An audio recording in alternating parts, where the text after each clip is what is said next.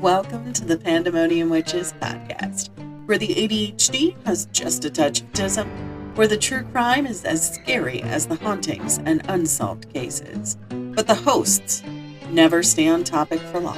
I'm Kat. I'm Rachel. I'm Em. And I'm Meg. Keep your arms, legs, and other extremities in the vehicle at all times, and enjoy the show. Yeah. Hold on. I got mine right here too. He's right. What was that? Was that a meow? No, it was I dropped Oliver, and so instead of catching him, I dropped him. Good job, my goodness. Okay. I guess just me and you today.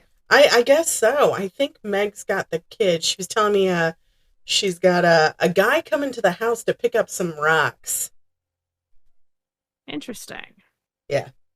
So I think it's just gonna be you and me today. I'm gonna take my vitamin. Did you sleep okay? Oh wait, no, you didn't sleep. How was work? I keep forgetting. I did not sleep. Mm-mm. Probably a good thing I did not. It is definitely a good thing you did not. Can you hear the AC unit? No. Now I can't. Okay, cool. Before I could. How could you before? When you were on your phone earlier. Oh, okay. Thank Hi, you. Josh. I give you this one. I grabbed a metal straw. Oh, no. Oh, I love you. I'm sorry. It's okay, baby. Ew. I have what is aptly termed the spicy brain. We love that. Not really. Not really. No. Ugh. Yep. I kept waking up last night. So, want me to go first, or you want to go first? After you take your meds. Yeah, I have to take a handful of medication every morning. Because we stand for mental health. True. And antibiotics. Wait, antibiotics? Yeah, oh yeah. You didn't hear about my adventure yesterday? No. I went to, I like this better, because now we're side by side. I went to urgent care, because I tried to go to the on-site dentist on base, and they're closed at 2 p.m., even though their website says 5. Rude. Mm-hmm. But I have an abscess forming under my tooth. Well, that's just fun. Mm-hmm. Oh, yeah. Loads of fun. I'm one of those people who make sure that everybody else gets their dental work done, but me, oh no, we can wait a while. We can Put it off until it's... Yeah, pretty much. Rock, paper, scissors?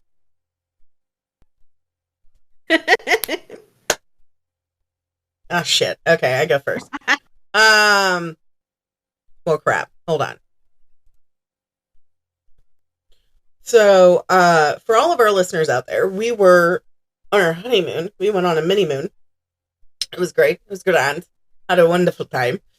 I went to see our lovely co-hosts, Emily and Rachel.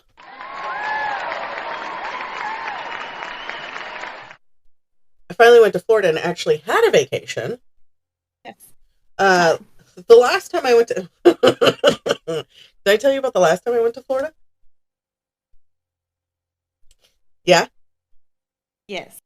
So... Absolutely miserable time. Oh, God. Yeah, no. I planned my ex-best friend's birthday party and paid for everything. And she's like, I paid for your ticket. And I was like, I'll give you the money. I just didn't have money at the time that I was buying the ticket. I have money now. Yeah, and seeing my ex-boyfriend, who I found out was stooping 6 girls while he was living in Florida. So I was like, oh, yeah, this is top notch. Better trip. Yeah, better trip. Way better trip. We have a doozy today. Boy. A bit of a... And not in the fun, oh boy. No, not in a fun, oh boy. We gotta... Let me just move that here. Rearrange your screens. Well, this would be better if I had 2 screens, but, you know, we got this for right now, so it's fine. We're working with what we got. So, we didn't do anything spooky for the month of July. Anything, really. So, I have... This is alphabetical order. So, pick A, B, E, or S. That's E. E! Oh, God. You're gonna hate me. Oh, boy. Alrighty. So, I have been requested by a couple of people to do this story. It is very near and dear to my heart because I worked under the table for like 2 weeks just to kind of get some extra money in my pockets. So sorry. We are featuring Santa Cruz, someplace that is near and dear to both me and Josh's heart. We're discussing Edmond Emil Kemper III, who we are belovingly calling Shrek for this entire episode because fuck Edmund Kemper. What? I said, oh boy. So, oh man, this is gonna be great. So Ed was... Get out of my swamp. I almost said get out of my donkey, and I was like, no, that's 2 different things. I don't think he did that, but... So he was born December 18th, 1948. He was a Sagittarius.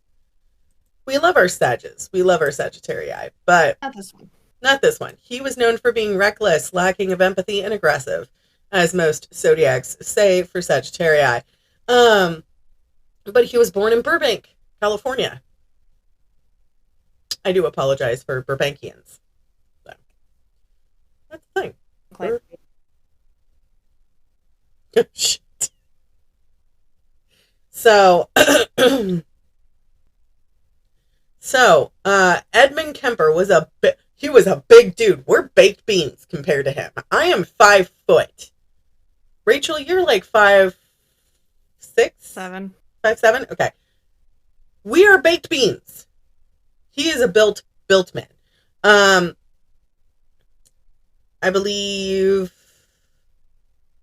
it was in here later that he was 6'7". Almost 7 foot, yeah. So That's a big boy. So, he's on a lot of podcasts, on a lot of TV shows. He was featured in his own TV series, as well as a few other things. A lot of our listeners have watched Mindhunter. He's who's interviewed by the FBI agent. That was an actual interview that did happen. It was taken from the tape recordings. I will get to that in this because I have direct quotes that were not blacked out. All right. Known as the co-ed killer, the co-ed butcher, and the Ogre of Aptos, he was also known as the Mad Titan and Big Ed. He was the middle child of 3 and the only son born to his mother, Clarnell, Elizabeth Kemper, and father, Edmond Emil Kemper Jr. We're going to call him Jr. for this. Okay. Jr. was a World War II vet who tested weapons at Pacific Proving Grounds before returning to Cali and starting life as an electrician. Clarnell complained about her husband's menial job as electrician. Electricians are good jobs. They make a lot of money, number one, but number two, it's a deadly job. Junior was quoted. Junior was quoted stating that suicide missions in wartime in the atomic bomb testings were nothing compared to living with Clarnell, end quote. And that she affected him more than 396 days and nights of fighting on the front line did, end quote. Just divorce her then. Right. But this was the 50s and 60s. Divorce didn't happen. It was easier for a guy to get a divorce than it was for a woman. Well, because women, us vaginal wearing people, weren't allowed to have houses, cars, homes, or credit cards, or bank accounts. Yeah. So, Shrek was born a big boy, not a baked bean. Saying it again, was almost a foot taller than his classmates by age 4. Teased a lot. Yeah. He exhibited antisocial... Hello? Weird. Let's try this again. Okay. Take 2. Take 2. Okay, so he exhibited antisocial behavior such as cruelty to animals as one of them. At the oh my god. At the age of 10, he buried a pet. Good morning, ladies and gentlemen. Holy shit. Good job, baby. I know. We're playing Monopoly, and he got us like 1,000 from winning the big box. So, at the age of 10, he buried a pet cat alive. This was a beloved cat of his family and his favorite of his mother's. He then dug it up, decapitated it, and mounted its head on a spike. I don't like that. I don't either. But, it adds to the Shrek name of Get Out of My Swamp. This is true. Shrek later stated that he derived pleasure from successfully lying to his family about killing said cat. Because, again, it's the mother's favorite cat. At the age of 13, he killed another family cat, which replaced the previous cat. Oh my god. I'm sorry I'm laughing, but this part is preposterous. Which he thought the cat liked his sister more. Sister was named Alan Lee Kemper over him. He kept pieces of it in his closet until his mother found them while cleaning. Fuck. Your audio keeps cutting out. I think it's Discord. Discord. Yeah, it's Discord. Okay, hold on. Oh, damn. It sucks when you're trying out something new. I don't see you. Oh, wait, hold on. Well, I'm glad. I think that's what it was. Stupid Discord. Oh, we tried. We tried. That's what mattered. Okay, where did we leave off? So he killed Alan's cat. Shrek was known to harbor dark fans. Huh?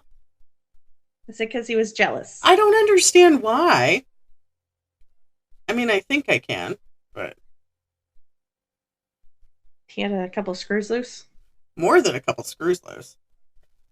This is true. This guy was a blockhead. I'm pretty sure there was nothing going on in between those eardrums. Probably.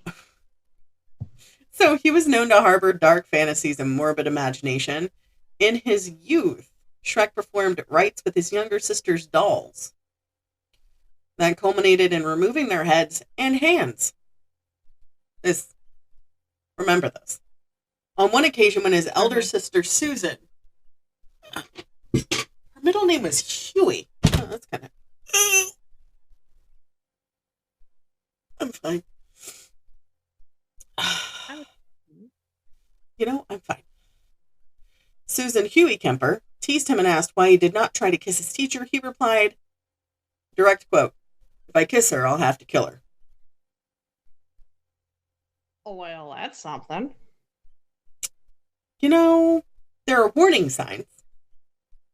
All the warning signs.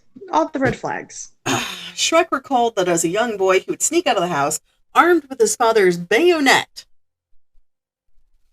and would go to his second-grade teacher's house and watch her through the windows. The fuck? Process that for a second. Do you know how big a bayonet is? Yeah. It's like the size of your fucking forearm. Yeah, and Because they attach to, pew-pews. Yes. The long pew-pews. Long And pew-pews. the fact that he was carrying that and nobody stopped him. No. Mm-mm. He also stated in interviews later in his life that some of his favorite games to play as a child were Gas Chamber and the Electric Chair, in which he would ask his young sister to tie him up and flip an imaginary switch. He would then tumble over, writhe in agony on the floor, and pretend that he was being executed by gas inhalation or electric shock.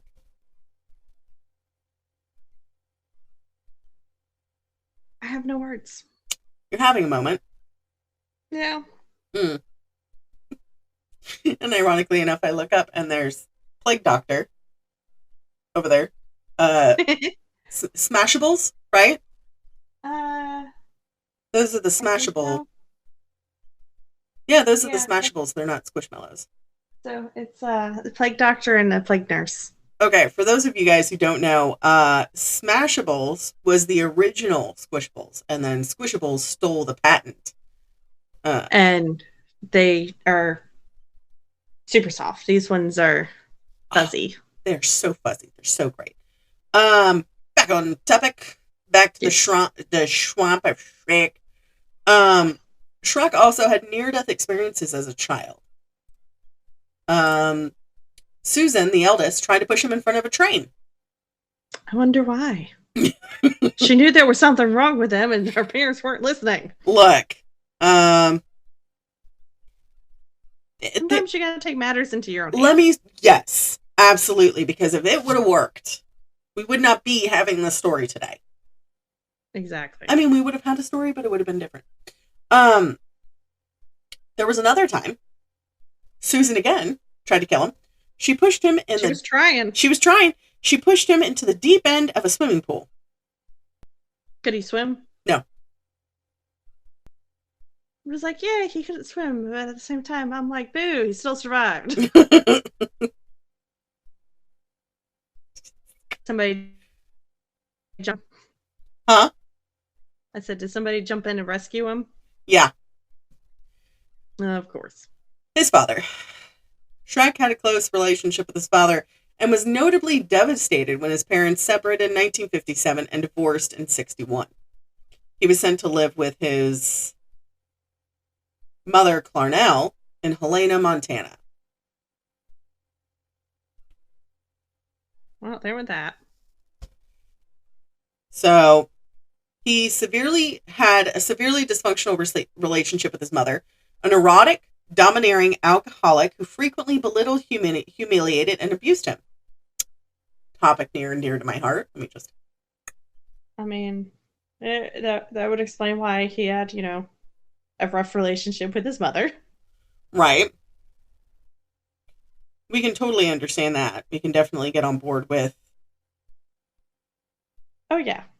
Why he was the way that he was. Clarnell made her son often sleep in a locked basement because she feared he would harm his sisters.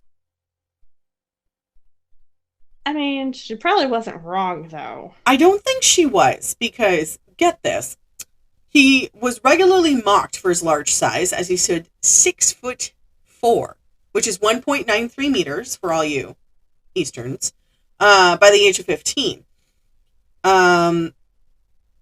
She also chastised him, calling him a real weirdo, an exact quote from his sisters. In a phone conversation to Shrek's father, unaware that her son had been eavesdropping. I mean, she wasn't wrong, though. She wasn't. Doesn't make it any better. I know, but still. She also refused to show him affection out of fear she would, get this, turn him gay. Pretty sure that's not how that works. That is definitely not how that works. As someone who is part of the LGBTQIA community, that is entirely not how that works. No, not at all. Sometimes we just look at women and go, they're pretty. Exactly. She even told young Shrek that he reminded her of his father and that no woman would ever love him. Well, There's that. Yeah. Shrek described her later as a sick, angry woman, and it has been postulated that she had BPD, also known as borderline personality disorder. Do you know what BPD is? Yes. All right. For all of our listeners who don't, I'm going to give a brief, because people think that BPD is bipolar disorder. It is not. It's borderline personality disorder. It's a mental health condition that can make it difficult to function in everyday life, which includes emotional instability, self-image issues, which is also known as self-deprecation or body dysmorphia, chaotic relationships, etc. It is also known to be genetic, family, and social factors, including childhood or adolescent abandonment, disrupted family life, poor communication. Symptoms tend to be chronic and lifelong, but early diagnosis can improve a person's quality of life. Treatments include talk therapy, such as cognitive behavioral therapy or dialectual behavior therapy. Sometimes medications. Hospitalization may help if symptoms are severe. Contact your local therapist for help. Contact your doctor if this medicine is not right for you. I could think of December 1962, at the age of 14, Shrek ran away from home in an attempt to reconcile with his father in Van Nuys, California. After he arrived, he learned that his father had remarried and now had a stepson. There it is. Shrek stayed with his father for a short while until Junior sent him to live with his paternal grandparents.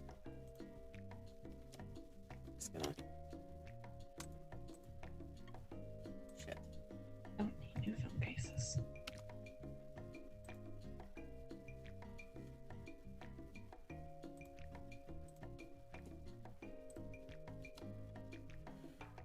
Let me just...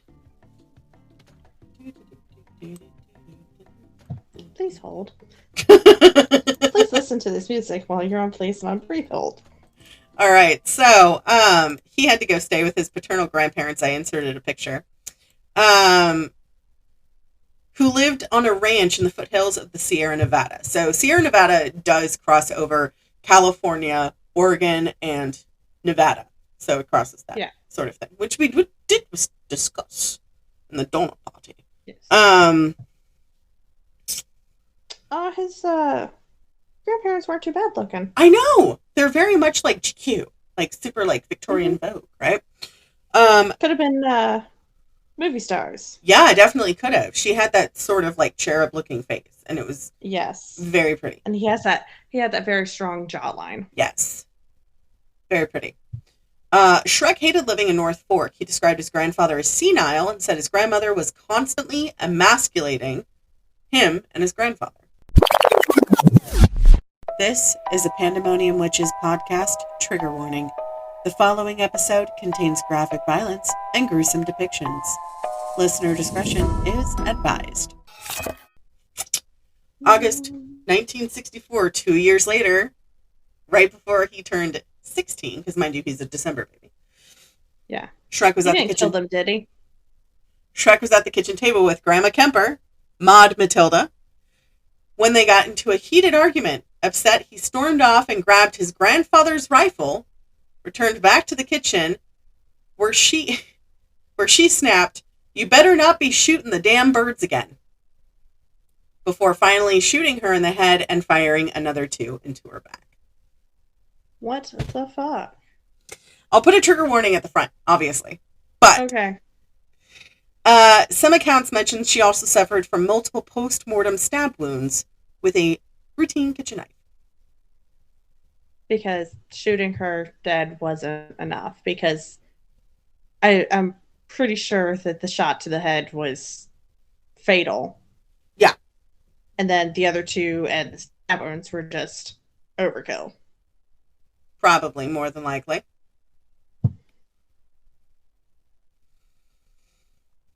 When Shrek's grandfather, Edmond Kemper Sr., returned from grocery shopping, Shrek went outside and fatally shot him in the driveway next to his car. What the fuck? His poor, grandparents never saw it coming at all. Oh, wait! There's Oh, God, more! there's more. Oh, I hate this game. Shrek went outside, fatally shot him in the driveway next to his car. He was unsure of what to do next, so he called his mother. What is mommy gonna do about it? Well, She can't bring him back. she did tell him to wait and call the police.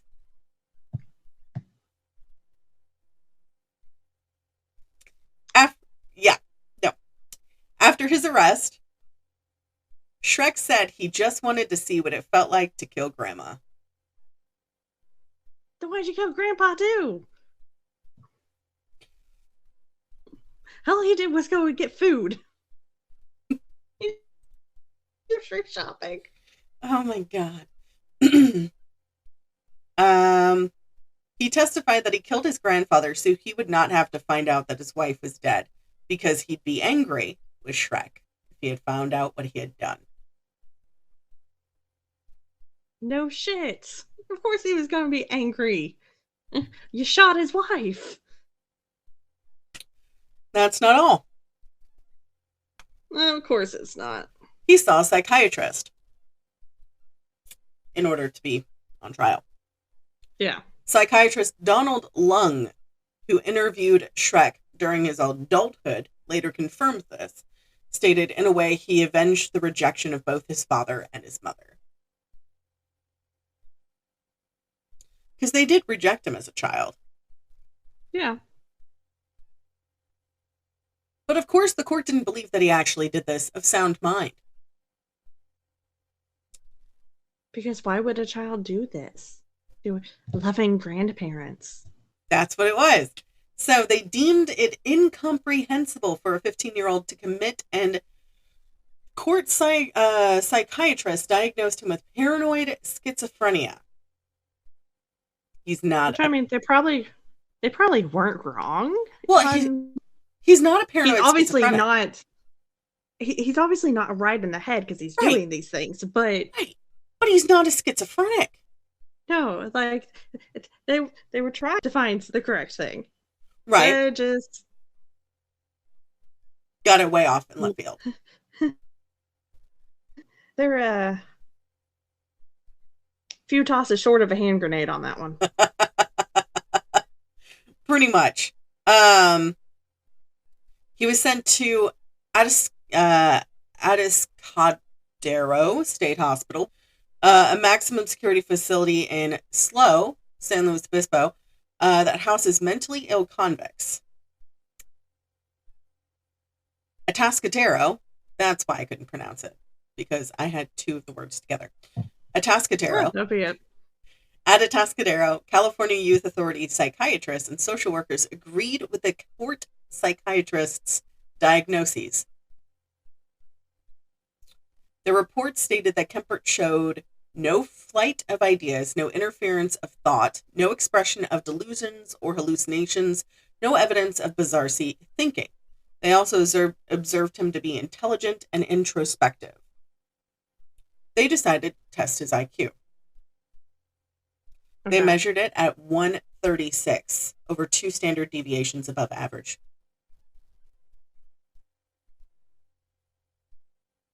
So, like, his IQ is there. Mm-hmm. So it's something else. It is. Gets better. Of course it is. Shrek was re-diagnosed with a less severe condition of a personality trait disturbance, passive-aggressive type, which does sound normal. That does sound like him. It sounds better than schizophrenia. It sounds more on par. Right. So later, after his stay, towards the end, he was given another IQ test. This one resulted in a higher result of 145. Okay. Mind you, males' brains continue to grow until their 30s. Yep. Female brains tap out, I think it was 28, 26, something like that. I thought it was like 23, 24. Some in their 20s, they Yeah. max out, right? Women's brains finish developing around age 25. Men are still technically in their mental puberty. Sorry, honey. Until their mid to late 30s. So, Shrek endeared himself to psychiatrists by being a model prisoner. Sound like someone we did before? Yes, unfortunately. And he was trained to administer psychiatric tests to other inmates.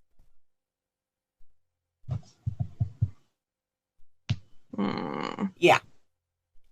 A psychiatrist later stated that he is a very good worker, and this is not typical of a sociopath. He really took pride in his work.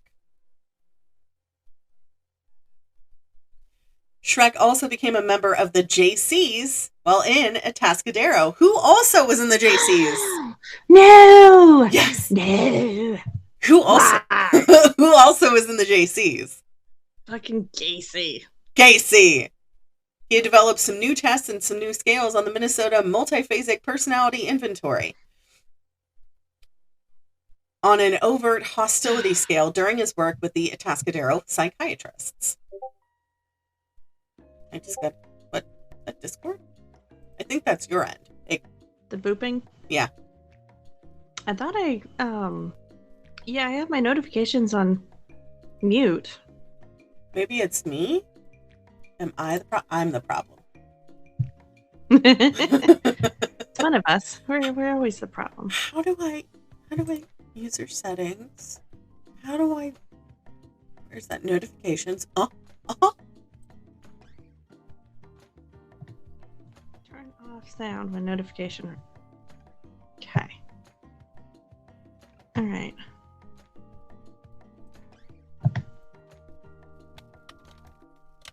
So it looks like Emily was asleep. I'm sorry. Little crab man. Little crab man. Sorry, I can resist. No, we look, we're both sleep deprived. It's fine. So This is true. after his second arrest, Shrek said that being able to understand how these tests functioned allowed him to manipulate psychiatrists, admitting that he learned a lot from sex offenders to whom he administered the tests. Because he had nothing but time in there. Look, I'm saying. On December 18th, 1969, his 21st birthday,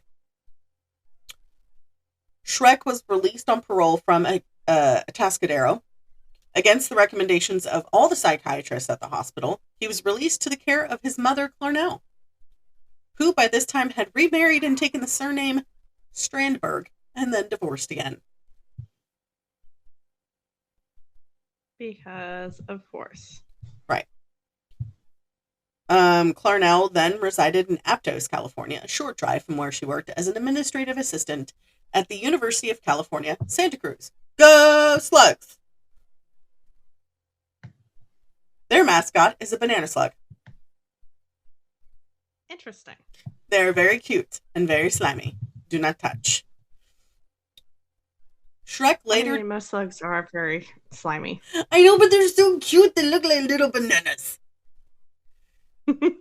Shrek later demonstrated further to his psychiatrist that he was rehabilitated.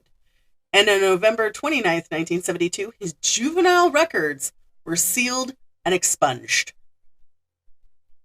I call bullshit on being rehabilitated. Using air quotes. Of course. Would you like to hear the last report from his probation psychiatrist?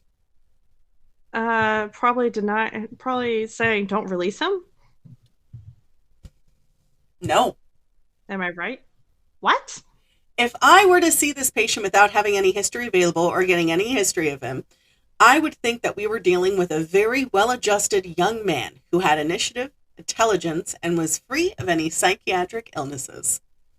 It is because he started masking. Mm-hmm. It is in my opinion that he has made a very excellent response to the years of treatment and rehab and I would see no psychiatric reason to consider him to be of any danger to himself or to any member of society. And since it may allow him more freedom as an adult to develop his potential, I would consider it reasonable to have a permanent expunction of his juvenile records. Just mull that over for a second. Thanks, I hate it. While staying with his mom, Shrek attended community college in accordance with parole requirements. He had hoped to become a cop.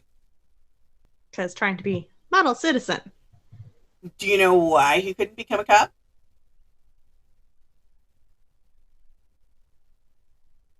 Why? Because he stood 6 feet 9 inches tall. He grew 2 inches. 2.06 meters, and whopping 300 pounds, which led him to the nickname of cops in the society as Big Ed. Yeah, I mean, they wouldn't have a uniform that would fit him, but also, he kind of, stood out like a sore thumb. Mm-hmm. Oh, yeah. So, None of the exactly do anything. None of the uniforms could fit him, though. Yeah. He was too big. Shrek maintained relationship with the Santa Cruz PD despite his rejection from joining the force and became self-described friendly nuisance at a bar called the Jury Room, a popular hangout for local cops. As somebody who worked in the area, it still is. Of course it is. One gave him a training badge and handcuffs, while another let him borrow a gun. The fuck, guys? He even had a car at the same time that resembled a police cruiser. The fuck, guys? Shrek- Seriously? Things we don't do. Things we don't do. My chair just moved all the way down to the bottom. It's like me yesterday. I hit the lever on my chair and it just went whoop. And I was like, shit. Okay. And then try and get it back in the right spot. I know. Pain, yes. I feel your pain because I just had to do that. So Shrek worked a series of menial jobs, gaining employment with the State of California Division of Highways, also known as Highway Patrol. Yeah, they usually take the taller boys. Mm-hmm.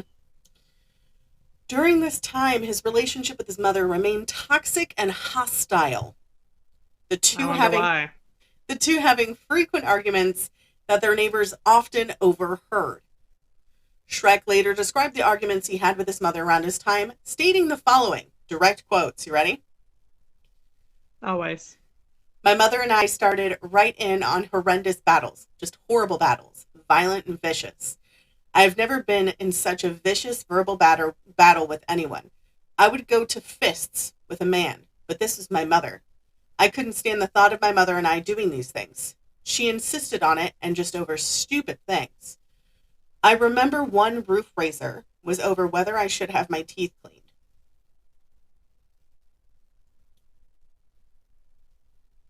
They got into a fight because he didn't want to go to the dentist, and she said yes. I mean, I can understand, like, going to the dentist is important. Right. But, like, no, Mom, I don't want to go to the dentist. I'm a grown man. If I do not want to go to the dentist, I do not want to go to the dentist. Right. If my teeth fall out of my mouth, my teeth fall out of my mouth. As I try to say no and enforce those boundaries. But his mother also should have took no as a complete sentence. Okay. I mean, but it's his mother. He was also what? An adult. Yeah, he also was an adult, but I mean, you have to think of it in the I have words. You said you have words, and I said you usually do. But no is still a complete sentence. Correct. And we are undoing. That should have been it. We're undoing generational trauma. We're healing ourselves. Yes. We are healing ourselves, ladies and germs, ladies and ladies. Welcome to the Possum Party. We are healing ourselves. Yeah. Okay. When he had saved enough money, Shrek moved out to live with a friend in the Alameda. So the Alameda, compared to where Aptos was, where his mother was, is probably about maybe 3 or 4 hours.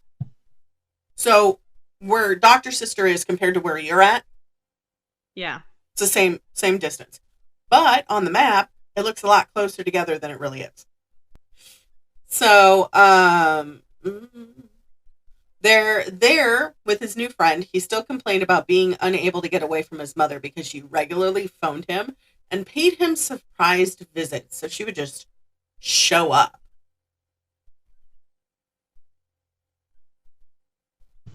I don't like that at all. I don't either. He often had financial difficulties, which resulted in his frequent returning to his mother's apartment in Aptos. Shrek was in his early 20s at this point, and he met a female student from Turlock High School out of Santa Cruz Beach. The two became engaged March 1973. Their engagement lasted over a year before being broken off due to Shrek's second arrest. You think he would have learned the first time? Yes. And time back in. Time back in. Okay. Okay. So her parents requested her name not to be revealed to the public, and she was reportedly 17 at the time of their engagement and still attending high school at the time. What the fuck, sir? Yeah, so he was in his mid-20s at this point. Early. No. Yeah. This is a large no. Yeah. So, that same year, he began working for Highway Division. Shrek was hit by a car while riding a motorcycle he had recently purchased. His arm was badly injured in the crash, and he received $15,000, which is an equivalent, 2003 money, $102,954. Imagine it kill him. No. In a settlement, in a civil suit he filed against the car's driver.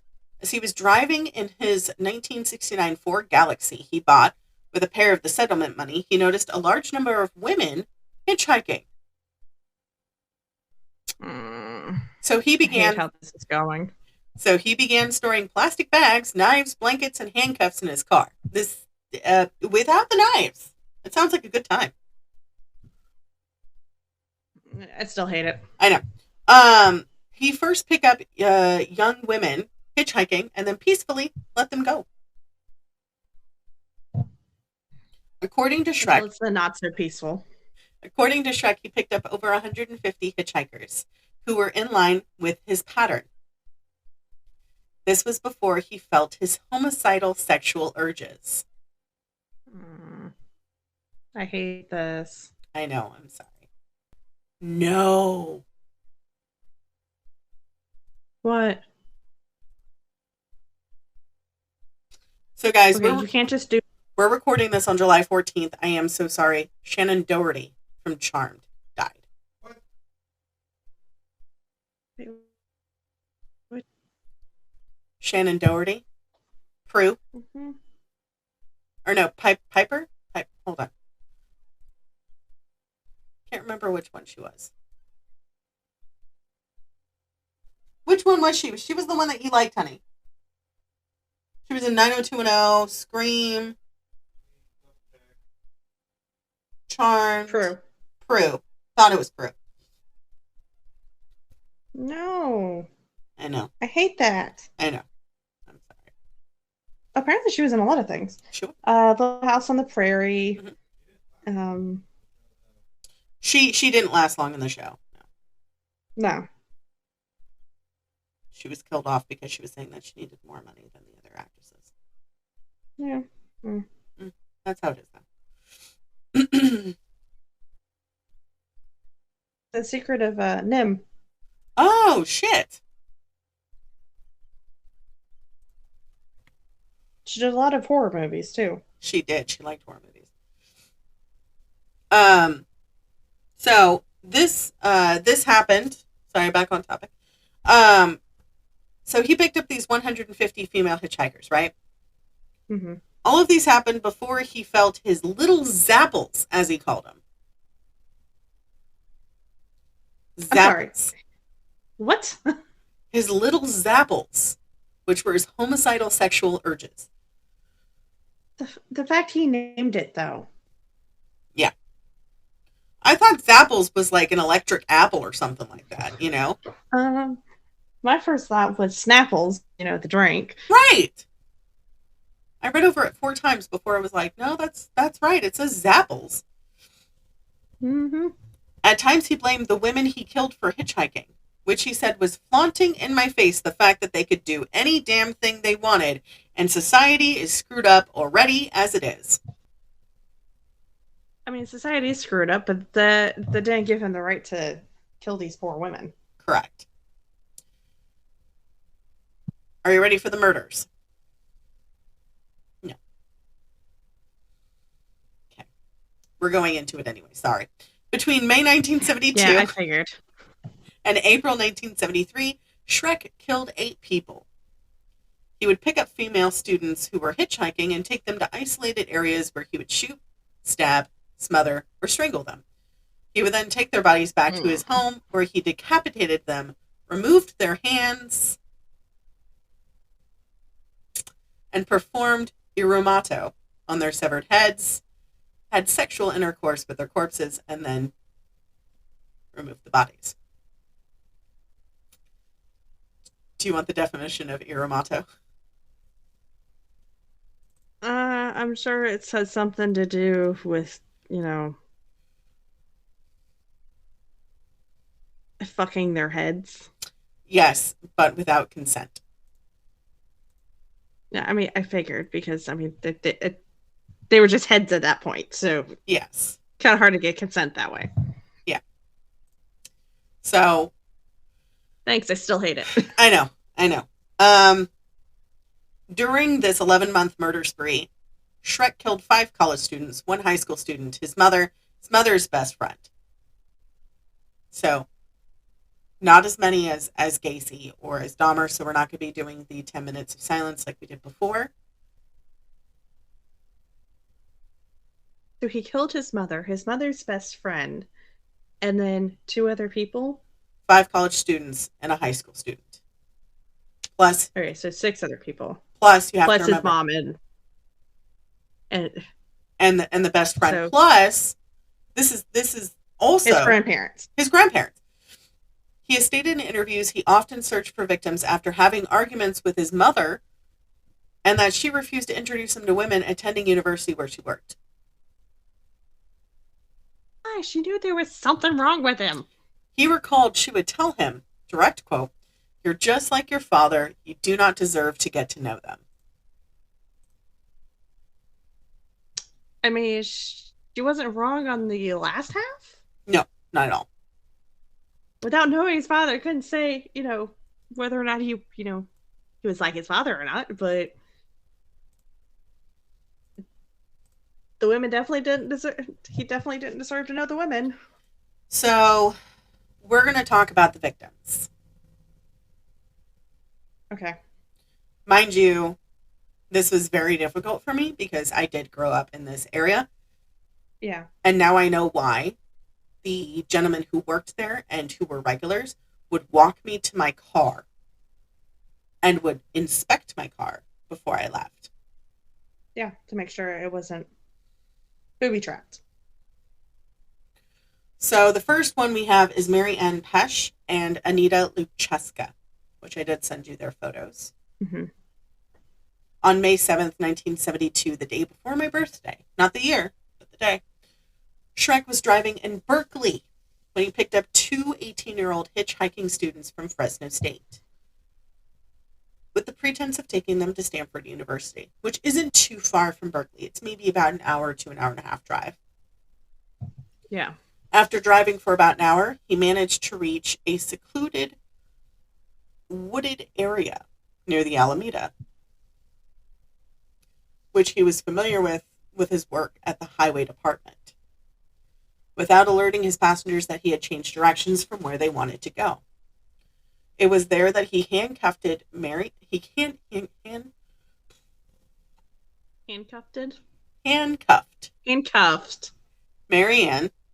Put some extra words in there. Thanks. And locked Anita in the trunk. He then stabbed and strangled Mary Ann to death, subsequently killing Anita in a similar manner. Shrek later confessed while handcuffing Marianne. Handcuffing Marianne. He brushed the back of his hand against one of her breasts, and it embarrassed him. Adding, he said, "Whoops, I'm sorry," or something like that, after grazing her breast. Despite murdering her minutes later, he also noted that he chose the women because they seemed upper middle class. Direct quote, "A better type of class of people than the scroungy, messy, dirty, smelly, hippie types. I wasn't interested in any of those." So we're learning a trend from the serial killers. Get tattoos and be a hippie. Pretty much. Now I want to buy more dreadlocks. Talk to other sister. Okay. Shrek put both of the women bodies in his trunk of his Ford Galaxy and returned to the apartment. There's more. Of course there's more. There's always more. He was stopped by a cop for a broken taillight. But because he's buddy-buddy with all the cops, He didn't Probably look just in the went- trunk. probably just went, oh, just get that fixed. Send him on his way. That's exactly what happened. Shrek's roommate was not home, so he took the bodies into his apartment where he photographed and had Schmecks with them before dismembering them, cutting off their heads and their hands. He then put the body parts in Because of plastic. course. He then put the bodies in plastic bags, which he later abandoned near Loma Prieta, which is not too far away from where he lived. Before disposing of Marianne and Anita's severed hands in a ravine, he engaged in uramato with both of them. In August of that year, Marianne's skull was found in the Loma Prieta mountain range. An extensive search failed to turn up the rest of Anita's remains, or the rest of Marianne's.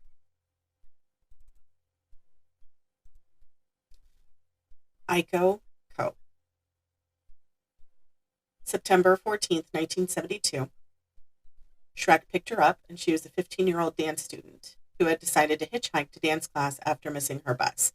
The buses run on a 45-minute schedule, not like other states where they run on a 15 to a 20-minute schedule. California is a 15-minute schedule. They have A buses and B buses. A buses run 45 minutes. B buses run on the 20 minutes in between, which run the alternate schedules. Okay. He again drove to the same remote area where he pulled a gun on Aiko before accidentally locking himself out of the car.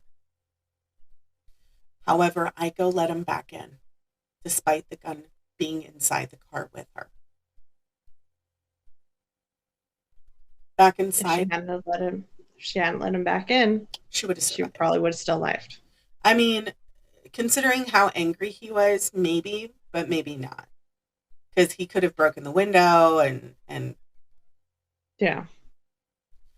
back inside the car, he proceeded to choke her unconscious, rape, and kill her. Shrek subsequently packed Aiko's body into the trunk of his car and went to a nearby bar to have a few drinks, and then returned to his apartment. He later confessed after exiting the bar, he opened his trunk, admiring his catch like a fisherman. Back at his apartment, he had Schmecks with her body, then dismembered and disposed of the remains in a similar manner as Anita and Marianne. Aiko's mother called the police to report her disappearance and put up hundreds of flyers asking for information, but she did not receive any responses regarding her daughter's location or status. Her body was never found.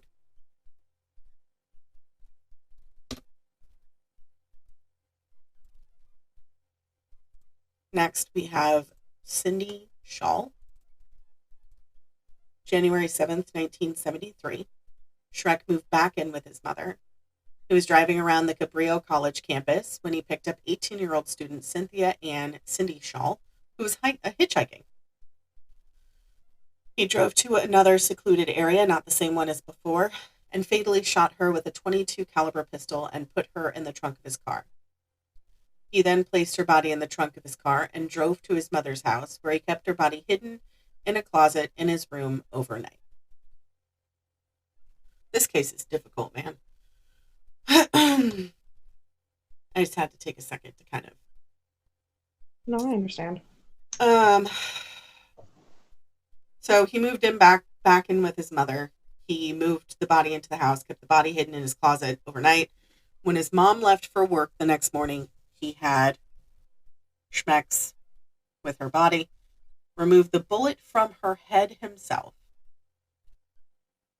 dismembered her in his mother's bathtub, taking the head and the hands and keeping those, and then removing the rest of her body from the house. Shrek kept her head for several days, regularly engaging in Uromato with it, and then buried it in his mother's garden, facing upward towards her bedroom.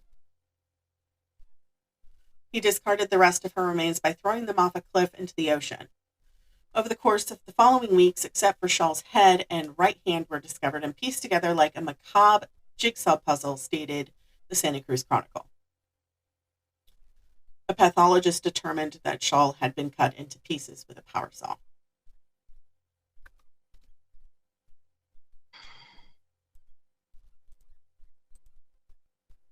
I hate all of this. I know, I do too. But we have to get into it because at the end, we get the juicy center, which is justice. This is true. Next, we have Rosalind Thorpe and Allison Liu, February 5th, 1973. After a heated argument with his mother, Shrek left the house in search of possible victims. With heightened suspicion of a serial killer preying on hitchhikers in the Santa Cruz area, students were advised by local police and law enforcement to only accept rides from cars with university stickers on them. Rachel, where did his mother work? That's university. Do you think he had a sticker? Oh, yeah. He separately encountered 23-year-old Rosalind Heather Thorpe and 20-year-old Allison Liu on the UCSC campus. According to Shrek, he first encountered Thorpe as she exited a building, having attended a lecture. Heather entered the front passenger seat and believed Shrek to be a fellow student and began chatting amiably as he drove. Shortly after, he observed Allie, whom he described a small Chinese girl, thumbing for a ride. Shrek stopped his vehicle and Allison entered the back seat of his car. Shortly thereafter, Shrek slowed his vehicle and shot Heather in the head with the pistol. He then turned towards Allison as she cowered and squirmed in the back seat of his car. This is direct describing from him.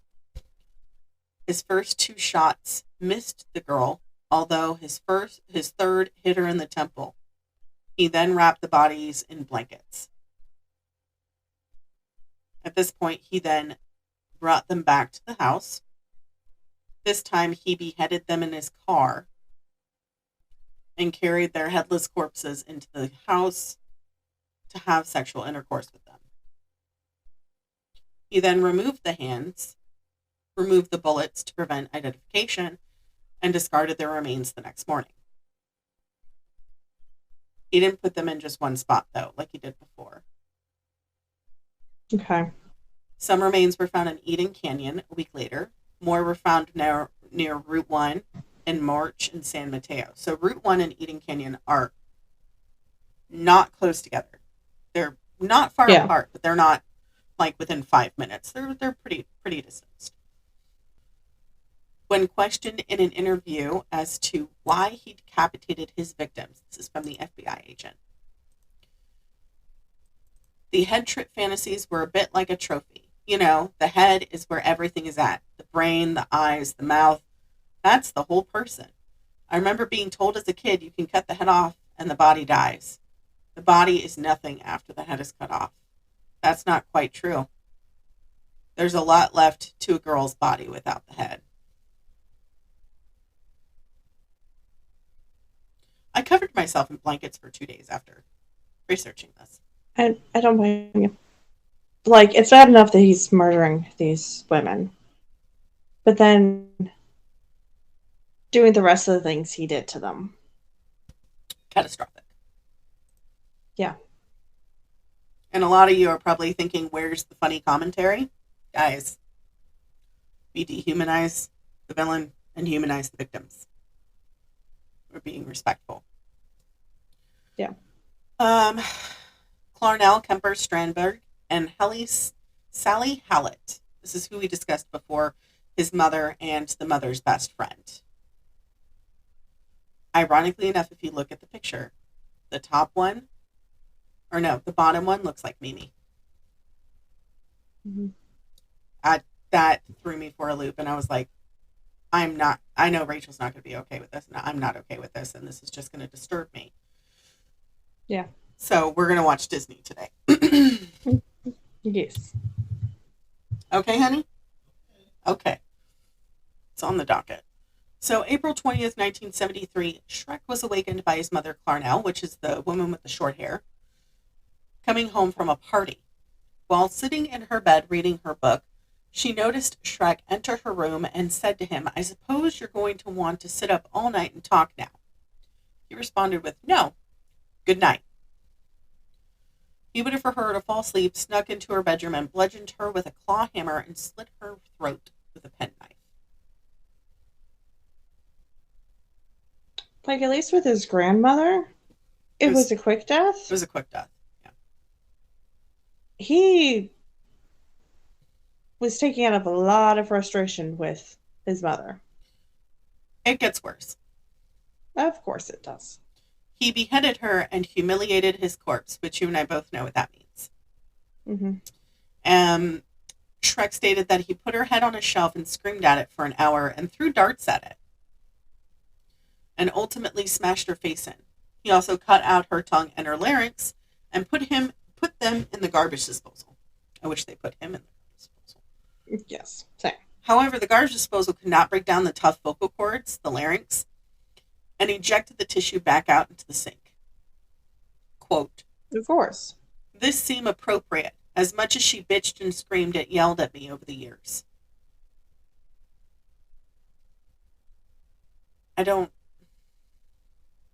She still didn't deserve that. She didn't. No matter. Abuse is abuse, yes. However, she didn't deserve that. No. Shrek hid his mother's corpse in a closet and went to drink at a nearby bar. Upon his return, he invited his mother's best friend, 59-year-old Sarah Taylor Sally Hallett. Oh, then? I love you. 84. That ain't nothing, but that's okay.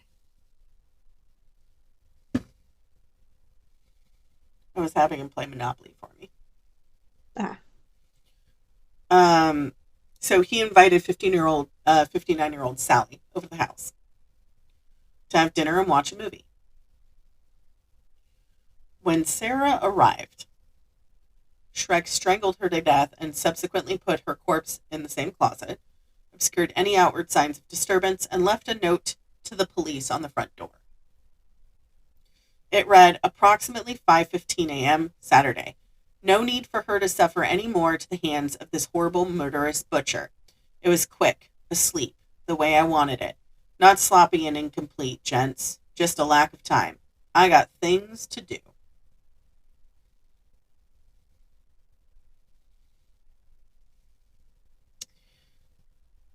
He's done killing. Would you like to hear about the aftermath? Yes, I would like to learn about his misery. All right. Afterward, Shrek fled the scene. He drove nonstop to Pueblo, Colorado. Now, from where he was at Naptos, Pueblo, Colorado is quite a distance. Mm-hmm. So I did not write it down because I was like, I don't need to write that down. I do, in fact, need to write that down.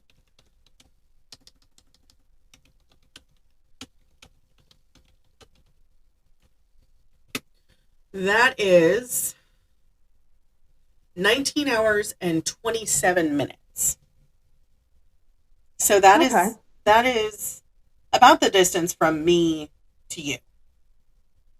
Roughly. I mean, give or take a little bit. So he drove nonstop except to probably get gas and stuff like that. Mm-hmm. He was assigned a chief public defender of Santa Cruz County, attorney Jim Jackson, who was actually very good at his job. I did look up his track record. Pretty good. Due to Shrek's explicit and detailed confession, his counsel's only option was to plead not guilty by reason of insanity.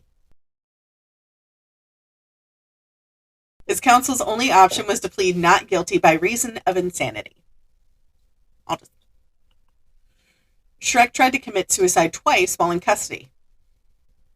His trial went ahead on October 23rd, 1973. 3 court-appointed psychiatrists found Shrek to be legally sane. I beg to differ. I know, right?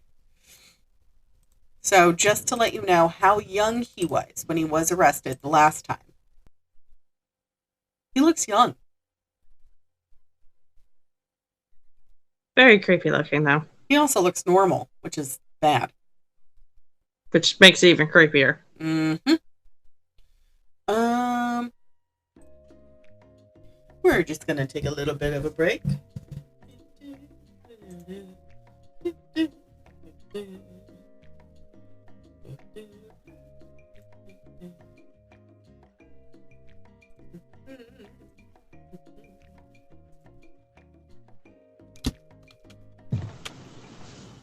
Okay, let's try this again. Take 2. All right. Okay. One of the psychiatrists, Dr. Joe Fort, investigated his juvenile records and the diagnosis he was given that he was once psychotic.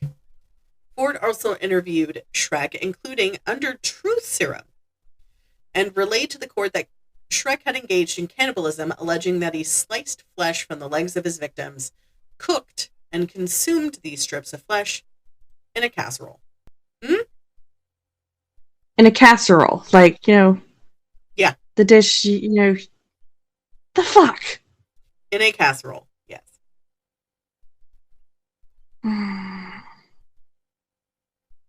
Nevertheless, Ford determined that Shrek was fully cognizant to each case and stated that Shrek enjoyed the prospect of the infamy associated with being labeled a murderer.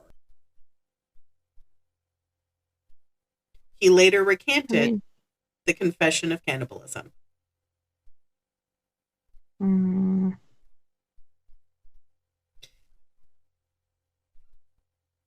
might not have ate them, but he did too many things with that. I got quite a few pages left. You ready? Yeah. Okay. Ready as I'm ever going to be. So, California used the McNaughton standard, which I know you've heard from CSI, Law & Order SVU, Law & Order, McNaughton standard, which is held that for a defendant to establish a defense on the ground of insanity, it must be clearly proved that at the exact time of committing the act, the party accused was laboring under such defect of reason from disease of mind and did not know the nature of quality of the act he was doing, or if he did it, he did not know he was doing was wrong. This was not validated by the judge. He appeared to have known the nature of his acts was wrong, and he had signs of malice as afterthought. Obviously. Yes. November 1st, Shrek took the stand. He stated he killed the victims because he wanted them for himself like possessions, and attempted to convince the jury that he was insane based on the reasoning that his actions could have been committed only by someone who was aberrant of mind. He stated that 2 beings inhabited his body and that when the killer personality took over, it was kind of like blacking out. On November 8th of 1973, the jury made up of 6 men and 6 women deliberated for 5 hours before declaring Shrek sane and guilty on all counts. Because there was probably one person that was not agreeing with the rest. That part I couldn't find. It was blacked out in some of the documents I was looking at. Yeah. He asked for the death penalty, requesting death by torture. However, That's not how that works. I know. However, with the moratorium placed on capital punishment by the Supreme Court of California, he instead received 7 years to life for each count, with these terms to be served concurrently, and was sentenced to the California Medical Facility in Vacaville. That's like one of the maximum security prisons. Yeah. Do you want to hear about the psychology? Yes. While on trial for murdering his grandparents, we discussed earlier that he was diagnosed as a paranoid schizophrenic by court-appointed psychiatrists. However,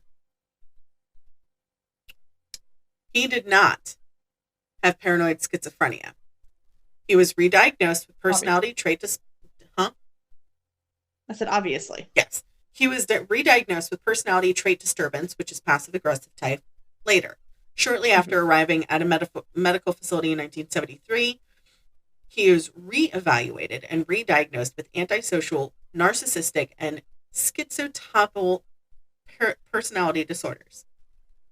Kemper is noted as a devout Christian and states in an interview that when he had learned to live with himself and God, stating that God had forgiven him.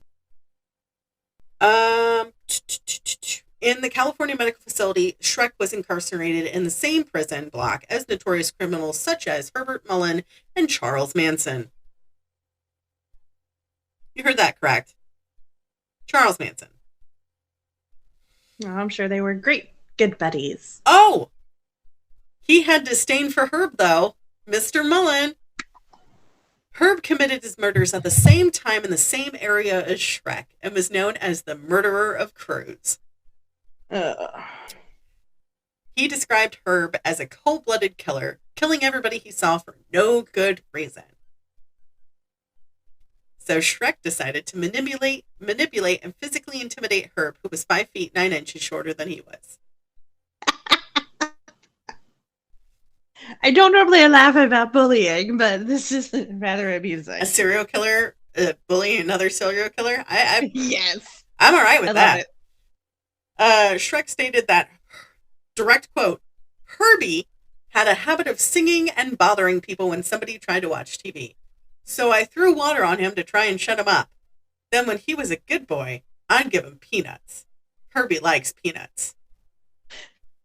He made him his bitch. That was effective because pretty soon he asked permission to sing. This is called behavior modification treatment.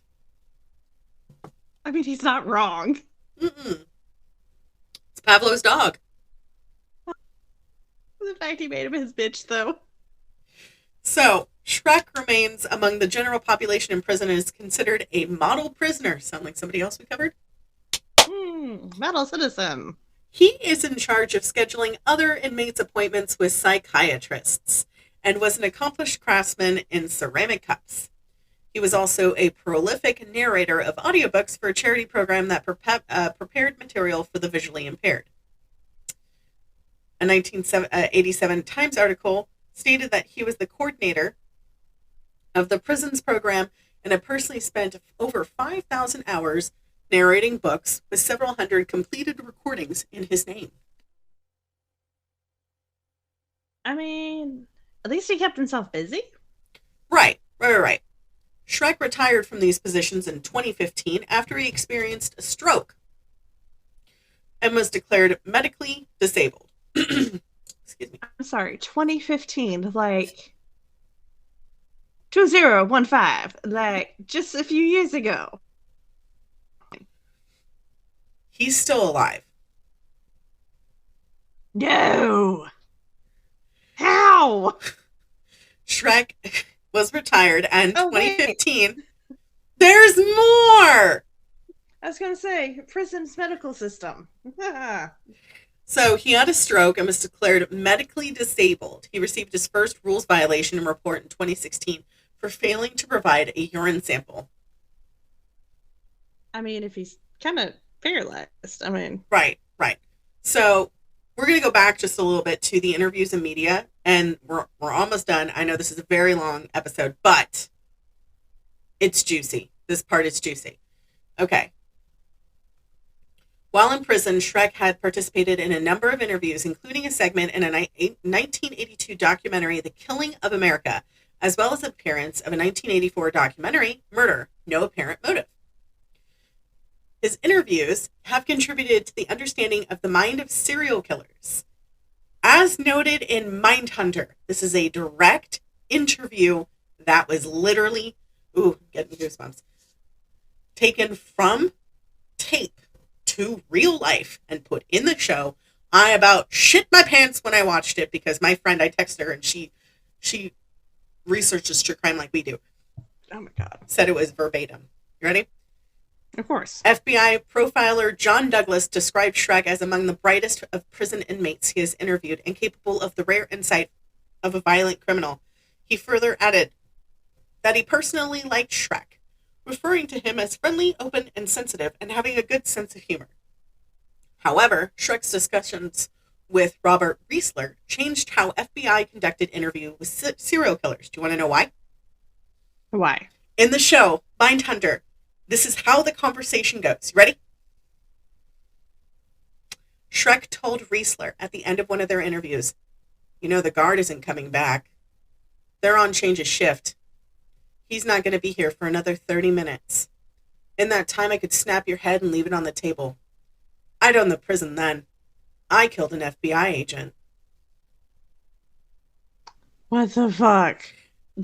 So unsettling. He is not handcuffed. He is not cuffed to the floor. There are no leg chains, no nothing. He has hand chains, and that's it.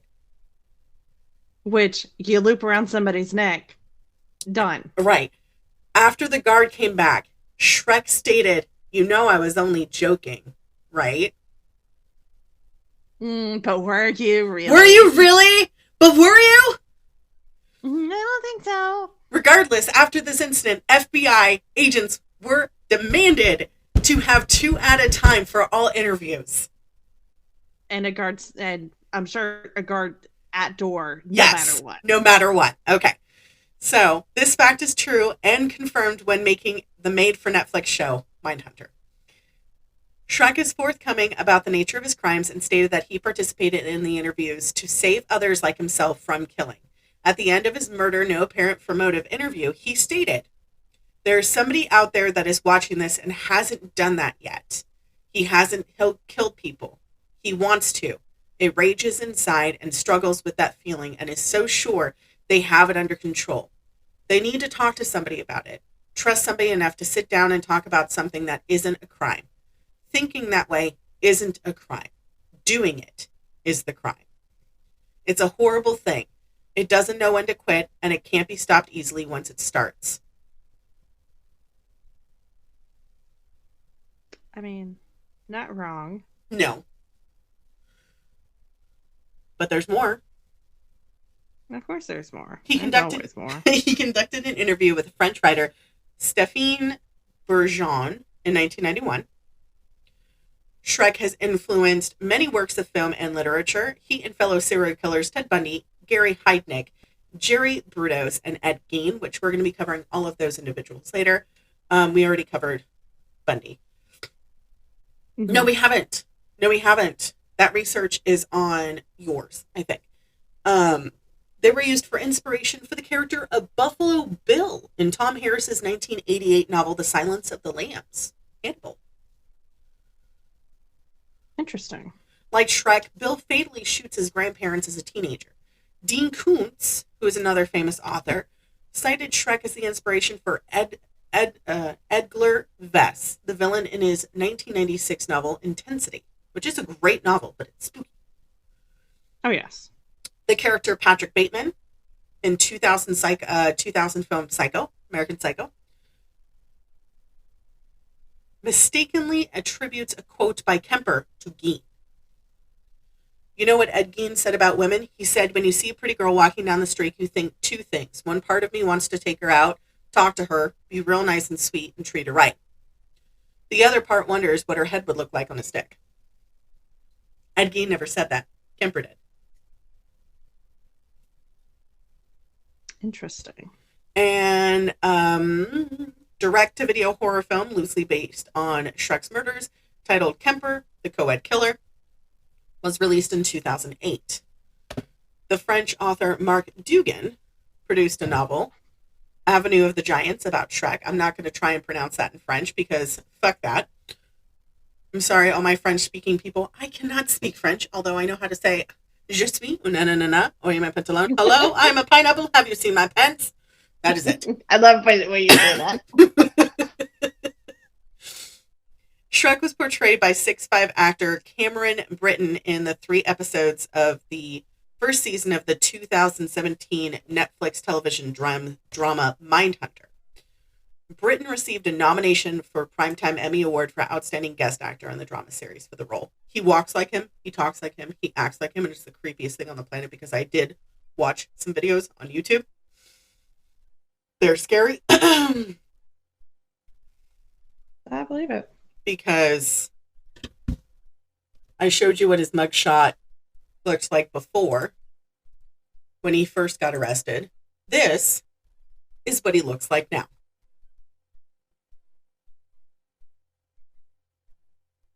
Yeah, I know. He looks like a skeleton or a skull that somebody put some putty on. Right. It just looks like the skin is just being stretched. So Shrek was first eligible for parole in 1979. He was denied parole that year, as well as the parole hearing in 1980, 81, and 82. He subsequently waived his right for a hearing in 85. When he was denied parole at his hearing in 1988, he stated, "Society is not ready in any shape or form for me, and I cannot fault them for that." Subsequently, he was denied parole again in 1991 and 1994. He then waived his right to a hearing in 97 and 2002. He attended his next hearing in 2007, where he again was denied parole. Of course. Prosecutor Simmons stated, "We don't care how much of a model prisoner he is because of the enormity of his crimes." Yeah. Shrek waived his right to a hearing in 2012, and he was denied parole in 2017, and again, most recently, this year, in 2024. He is now eligible for parole in 2031. The reason I said most recently, today is 7/14. He had his parole hearing on 7/11. Wow. I had my friend text me the article and I was like, oh my God, I'm gonna shit. He was denied parole after not appearing at a hearing over gruesome 1970s murders. He will remain behind bars for at least another 7 years after the 75-year-old was convicted of killing his mother, friend, female students who ranged from 15 to 23 in Santa Cruz in the 1970s. He pleaded not guilty by reason of insanity, but was convicted with and hit with subsequent life sentences. In other news, according to an unverified source on Reddit, you know what? I love Reddit. Of course. This person works at the California Medical Facility, also known as CMF, which there's a lot. Mm-hmm. They have direct contact with Shrek. In the last year, he has been having a lot of health issues, severe enough for him to be taken out of prison on Code 3 emergency transport to an outside hospital. It happened in July of 23 and February of 24. When he goes out to hospital, he always comes back after a few days, and it's always because of complications from his diabetes. Other than that, he's diabetes. Other than that, he's apparently doing just fine.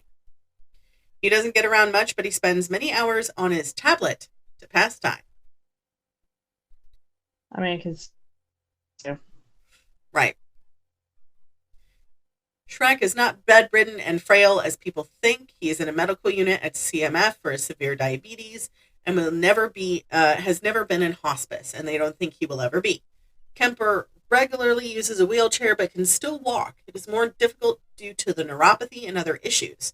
The stroke that he suffered in late 15 and early 16 did not leave him paralyzed or cognitively disabled. According to the same source, he spent over a year telling his life story and crimes to a journalist over phone calls and in-person visits for a new book and possible documentary.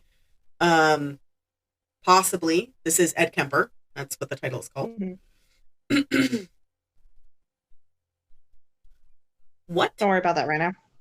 Okay. Don't worry about that right now. Wait, Okay. we'll talk about that later. Okay. He still likes to discuss his crimes in full detail, but the staff at CMF does not engage with him in those conversations. The source, Probably smart. right. The source goes on to say that he has no remorse or shame about what he's done, and he would do it again. After being in prison for over 50 years, he's told the source's coworker that there's nothing better than having relations with the neck of a decapitated head. Thanks, I hate it. Yeah. Kemper is very personable. I'm not even going to read to you this part because it's a direct quote. I don't want to read it because it gave me the ick. I don't know if our listeners would want to hear it because it's just that bad. Kemper is very personable and can start to carry on conversations with anybody, and everybody that interacts with him seems to feel totally safe around him, and people often say he's harmless, which is obviously not true, and that is the story of Edmond Kemper. Thanks, I hated every second of it. God, I did too. Let me tell you though, living in Santa Cruz, women had a curfew. Oh yeah, I believe it. Women had a curfew. They have to. Right. So I did not have my number listed. I had a P.O. box that was in Central. Mm-hmm. So it was next to a church. So there was like a church and a post office in the area that I lived. I lived in a beach house. And I loved the people that lived there because anytime anybody would come looking for me, they would go, we don't know anybody by the name of Catherine. We knew a couple of kitties, but I am not a kitty. I'm a cat or a Kate or a Katie. I am not a kitty. They were the only people who were allowed to call me kitty. Yeah. But when I tell you, they were like, you need to be home by the time the street lights turn on. And I said, that's when work starts. Like work starts at 8 and I finish at 2. I said, fine, one of us will come and pick you up. Sure enough, a few times I didn't have my car, they would come and pick me up. And I was like, this is so fucking weird. And I didn't find out until way later when one of the girls who was waitressing with me, they were like, you haven't gone to the jury room. You need to go. I worked there for like 2 or 3 nights just because they needed somebody to cover. And they were like, no big deal. Yeah. This was the early 2000s. Nobody gave a shit. They have a picture on a wall in the back with Ed Kemper's face on it. If you see this person, run. Basically. I hated researching this because they talked about areas that I lived. I was not okay. I do like the fact that I was not okay. I was not okay just listening to it. I do like the fact that they used literal conversations that he had with the FBI, like the little transcriptions and his body manners, because they had to write it in the notes. And even though it was redacted, because I did look for the records and they are active. No, I did not include that in any of my notes because I almost, I mean, I'm nauseous right now, but I mean, I almost vomited like reading all this shit. Yeah. So, hope you guys had a terrible time. I did too. Because we did. Don't get in strangers' cars unless it's an actual Uber. Make sure it's your actual Uber driver or your Lyft driver. Yes. Just make sure a couple people have your location at all times. Sissy has my location. Emily has my location too. Yes. Did you know that Lyft has actually come out with a new thing that is for women by women? Same with Uber. Is it where they send only female drivers? Only female drivers, yeah. Love that. I do too. I mean, it took long enough, but right. Still. I guess better late than never. Stay spooky. And stay safe. Stay safe, and we'll see y'all next time. Okay, bye. Next time on the Pandemonium Witches. A last statement to his lawyer, and his lawyer refused to read it. Good. He was suspect in at least 10 murders during his lifetime, but only confessed to 3 that the police were able to trace to a known homicide. So he had an uncle that had mania. One brother was confined to a state mental hospital. Oh. His sister Annie was diagnosed with a mental affliction. 3 other relatives were diagnosed with mental illnesses. Mm-hmm. And his mother, Ellen had aerial and or visual hallucinations. Oh, so all over, not a good time. Yeah, no. He was doomed from the start.